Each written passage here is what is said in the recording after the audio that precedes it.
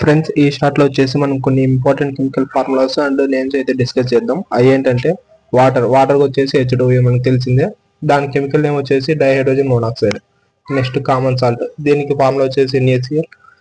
దానికి నేమ్ వచ్చేసి sodium chloride. Baking soda formula వచ్చేసి NaHCO3. దీనికి కెమికల్ నేమ్ వచ్చేసి సోడియం బైకార్బోనేట్.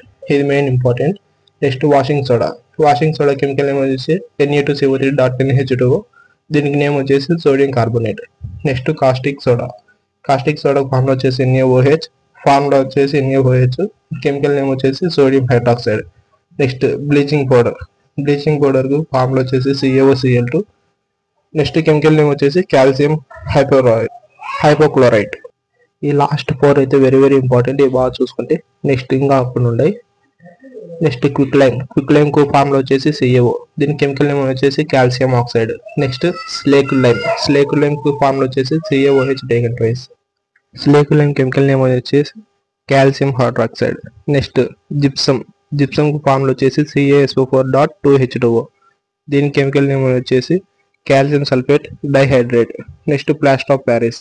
దీని కెమికల్ నేమ్ వచ్చేసి CaSO4.21H2O. దీనికి కెమికల్ నేమ్ వచ్చేసి కాల్షియం సల్ఫేట్ హెమిహైడ్రేట్. ఇవైతే ఇంపార్టెంట్.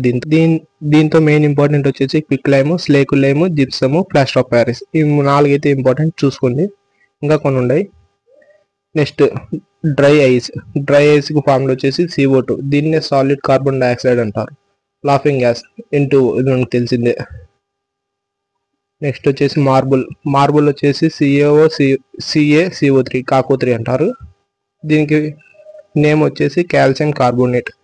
నెక్స్ట్ వెనిగర్ ఫార్ములా వచ్చేసి CH3COOH. దీన్ని డైల్యూట్ అసిటిక్ యాసిడ్ అంటారు.